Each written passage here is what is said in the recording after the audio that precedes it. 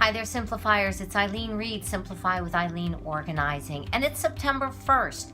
And at the start of new months, it often makes me think of new ways of doing things or challenges along the lines of simplifying and organizing. So here's my challenge for all of us this month of September. Purchasing pause. That's right. Resist the temptation of buying anything new for 30 days. I'm not talking food or necessities, but clothing and home decor, and see what happens. Do you maybe rediscover some things in your closet that you'd forgotten you had? Do you maybe save money? Maybe do you realize that what you have is actually enough? So please give it a try for 30 days in September. See what happens and let me know.